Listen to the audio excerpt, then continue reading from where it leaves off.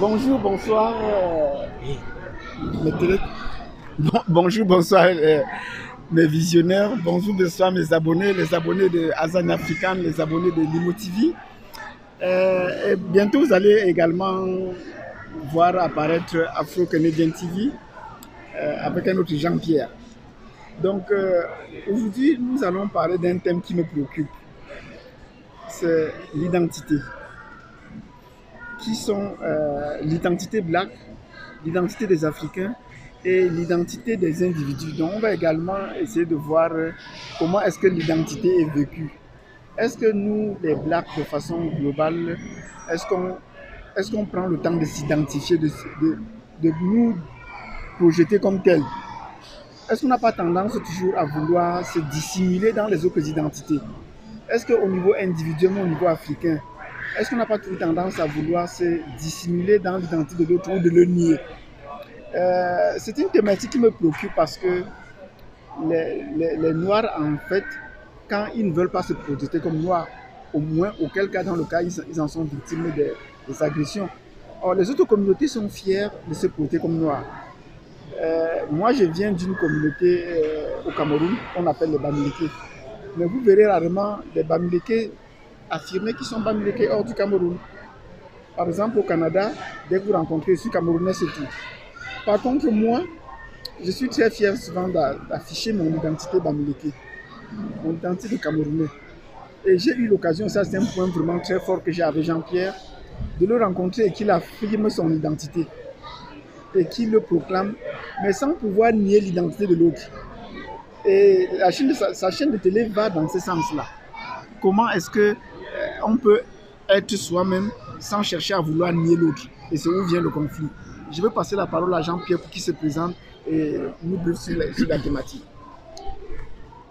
Bonjour, bonjour tout le monde, c'est toujours Jean-Pierre, toujours un plaisir de rencontrer Monsieur Basile. Voilà, et il amène une thématique quand même qui est un peu complexe, qui entre dans notre vécu ou dans notre, comment dire, le dedans de nous-mêmes. Parce que nous sommes qui nous sommes, on ne peut pas le nier, bien que l'autre, il est qui il est ou elle est qui il est, on ne peut pas le nier aussi. Un jour, ma fille m'a demandé, est-ce que je suis Canadien ou je suis Burundais? J'ai situé les deux. Tu es né au Canada, tu es Canadien, mais je suis d'origine burundaise. Si tu vas au Burundi, tu deviens burundaise. Alors, il m'a aussi demandé une autre question qui est très importante. Il m'a dit, alors, quelle nationalité je peux privilégier, le Canada ou le Burundi? Je dis, ça dépend quand tu vas grandir, ça dépend d'où tu es. Si tu es au Canada, tu travailles, tu es Canadien. Si tu es Burundi, tu deviens Burundais. Ça dépend, tu as les deux.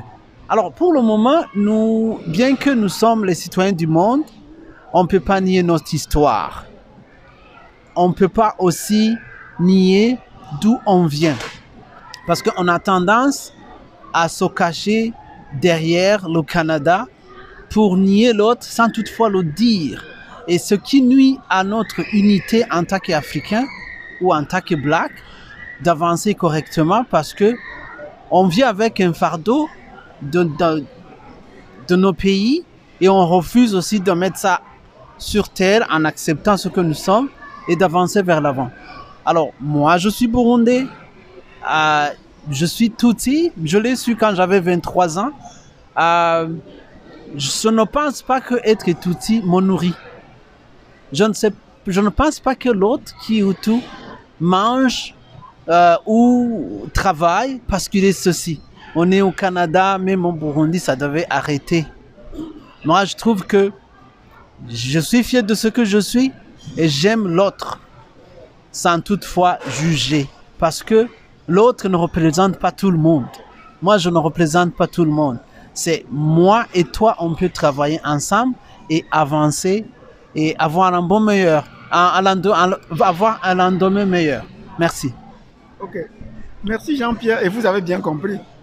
Moi, je suis particulièrement flatté dès que je l'ai rencontré et qu'il s'est présenté en me disant que lui, il est Tutsi. Parce que les Tutsis, c'est un peuple, de ma vision que j'avais en Afrique, qui sont un peu plus discrets diffus, qui n'aiment pas à s'affirmer comme tel, mais qui est plus solidaire, mais plus entre eux. Donc je rencontre pour la première fois quelqu'un qui avait l'air de ne pas être un Tutsi, effectivement, mais qui me dit non, lui il est Tutsi, il s'affirme comme Tutsi, alors que moi je ne le trouvais pas comme un Tutsi. Mais pire encore, ou meilleur encore, il ne voit pas le cloison qu'il y a dans sa communauté des régions des Grands Lacs entre les Tutsis et les Hutus. D'autant plus que physiquement, il n'a pas les traits dont on pouvait reconnaître dans d'autres peuples. Et cela m'a beaucoup touché. C'est une fierté toujours quand je suis avec lui, de voir quelqu'un qui, du fond du cœur, il sait qu'il est Tutsi, même s'il a reconnu son identité un peu plus tard, mais il se bat à vouloir construire des ponts entre les communautés pour qu'on puisse arriver à une communauté globale. Et c'est le même sentiment que j'ai souvent vécu. On ne peut pas construire une communauté camerounaise quand les gens vont chercher à se dissimuler dans d'autres appartenances qu'ils ne sont pas. Reconnaissez-vous comme tel, comme Bamileke, et jetez les ponts pour créer des liens avec les autres sans les nier. Parce que le problème, on a parlé dans une vidéo, et on va parler dans les prochaines vidéos du racisme ou du tribalisme, ça vient du fait que les gens s'affirment comme tels et nient les autres. Tant que vous ne niez pas l'autre, vous pouvez en tant qu'humain, en tant que d'une même citoyenneté, jeter des ponts pour être ensemble. La preuve en est, quand vous dites que moi je suis citoyen canadien, mais on me pose toujours la question de where are you from? Quel est ton pays d'origine? Si on était en France, on m'a dit que non, je suis un Canadien d'origine camerounaise.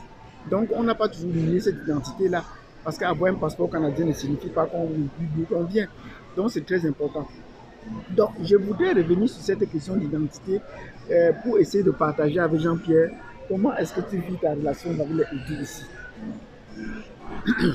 Personnellement, moi, comme je t'avais dit, je l'ai su un peu plus tard. Je n'ai pas cette notion de distinguer même qui ne l'est pas. Pour moi, je sais que cette personne qui est devant moi, elle est capable de faire du bien, elle est capable de faire du mal. Alors, moi, je deviens son stimulus. Si je me conduis très mal devant lui ou devant elle, elle va réagir. Pour moi, il faut se conduire d'une façon honorable devant quelqu'un. Et à un certain moment, il ne faut pas que tu attendes que l'autre commence à bien se comporter devant toi. Comporte bien devant lui ou devant elle, elle va réagir à tes actions. Parce que il y a une chose, l'amour du prochain, ce n'est pas inconditionnel, c'est conditionnel.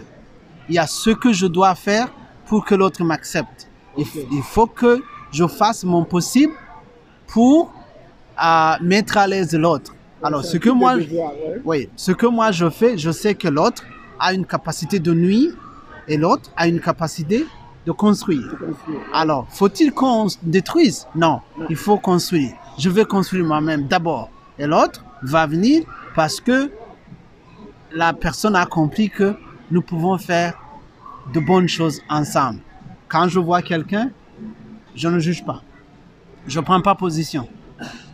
Alors, on avance parce qu'on est capable, parce qu'on peut aller loin ensemble. Merci. Merci Jean-Pierre. Moi également, j'ai vécu comme Jean-Pierre. Ça veut dire que j'ai grandi dans les... En fait, je suis un Bamileke des régions des Hautes-Terres de l'Ouest Cameroun. Mais mes parents ont émigré très tôt avec moi pour aller dans la zone de la forêt, dans la partie sud où on avait plus les Bantous et on vivait en communauté. Donc j'ai grandi dans cette... Je maîtrise bien le déplacement de la forêt, comment faire les pièges, les rats, les souris. Je connais bien les serpents, je connais bien comment tuer tout ça. Or, ma communauté d'origine ne connaît pas ça puisqu'ils sont dans la savane. Donc moi j'ai les réflexes d'un homme de la forêt. Et quand je les rencontre aujourd'hui, c'est ces réflexes que j'ai. Donc quand il fallait affirmer son identité au Cameroun politique et qu'on disait qu'il fallait que j'aille voter dans ma communauté, on ne me connaît pas dans ma communauté. Je suis plus à l'aise, mon petit frère est encore toujours dans la zone du littoral, en Kondjok-Kayabassis où j'ai grandi. Mon petit frère est encore où on travaille les champs, la forêt, c'est la forêt équatoriale. Donc c'est comme ça que je me sens plus à l'aise avec les gens de la forêt équatoriale parce qu'on a les mêmes réactions, le même vécu. Mais je sais au fond de moi que je viens de l'Ouest Cameroun et je sais que tout le monde est capable de faire du bien ou du mal. Et c'est vraiment moi, je gère aujourd'hui, en tant que Canadien et en tant qu'éducateur, dans les écoles, je gère les gens de façon individuelle telle qu'ils s'approchent. Les enfants me posent souvent des questions. Tu es de quel pays, tu es de quelle région? Mais tu n'es pas comme tel autre là. Il dit oui, effectivement, je viens de l'Afrique, je ne suis pas comme tel autre parce qu'eux, ils viennent de l'Asie. Et on essaie d'expliquer clairement aux enfants. Parce que les enfants le posent avec un bon cœur. Ils veulent juste savoir, ils veulent se comprendre. Ils n'ont pas d'intention de nuire. Or, les grands peuvent parfois avoir l'intention de nuire, mais les enfants sont assez sincères de poser la question pour comprendre. Et dans son émission, Jean-Pierre travaille souvent avec les enfants. Il faut souvent écouter comment ces enfants-là abordent les questions. Ils le disent de façon très simple, sans avoir des nervosités à vouloir créer des barrières. C'est plus pour jeter des bons afin de se comprendre. Donc, est-ce que tu as un dernier mot à dire là, Jean-Pierre? Un dernier mot, il faut savoir toujours où nous sommes. Nous sommes au Canada. Si je rencontre Basile, je ne sais pas s'il est du Cameroun, mais je sais qu'il est noir. Alors, si je rencontre quelqu'un de l'Amérique latine qui est noir ou qui ne l'est pas, je ne sais pas s'il est mexicain ou s'il est péruvien. Colombien, ouais. Non, je sais seulement qu'il n'est pas blanc ou qu'il est noir. Alors, moi, je vais vous dire ceci. Une personne ne représente pas toute sa communauté devant toi. C'est une personne qui est capable du bien et du mal. Alors, donnez du bien. Ça, c'est un. Quand nous sommes ici, par exemple, je dis les Burundais qui sont ici. Quand vous atterrissez à Vancouver, votre identité d'être Hutu ou Tutsi change parce que vous êtes africain, vous êtes noir. Un point entrée. Si tu expliques je suis Tutsi, je suis Hutu, ça n'a pas d'importance, ça n'a pas de force. Il faut marcher ensemble vers le progrès, vers la recherche du bien-être qu'on est venu chercher, sans toutefois distinguer celui du Cameroun, Bamileke, celui qui... Mais être fier dans ta peau de ce que tu es, parce que tu ne peux pas nier l'histoire, mais aussi savoir que l'autre est là pour toi. C'est ça mon message. Merci. Merci. Merci Jean-Pierre. Et vous comprenez très bien un point fort que nous avons également ensemble. Vous trouvez là, je porte un bracelet du Kenya. Pourtant, je suis Camerounais. On dit, ah, pourquoi tu le fais? Ben, parce que je me sens africain. Quand je vais au Kenya, je me sens africain. Je n'ai pas besoin de me mettre des barrières. Et Jean-Pierre le sait très bien. Nous sommes en train de construire une communauté africaine globale. Donc, on ne veut pas distinguer les pays, les nationalités. Et le réseau des Africains francophones regroupe plus de 21 nationalités que nous voulons qu'elles viennent tous ensemble parce qu'on a le français en commun, on a une culture francophone en commun. Et abonnez-vous parce que nous avons produit d'autres émissions qui vont porter sur le SOS, les appels pour les autres productions.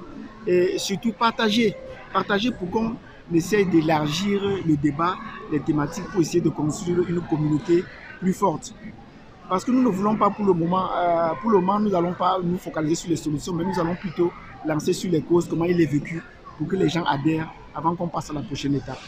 Sur ce, je vous remercie et je dis merci à Jean-Pierre. Et qu'on se retrouve à la prochaine émission. Ne ratez pas la prochaine émission, c'est la semaine prochaine. À plus tard. Merci beaucoup, merci à tout le monde.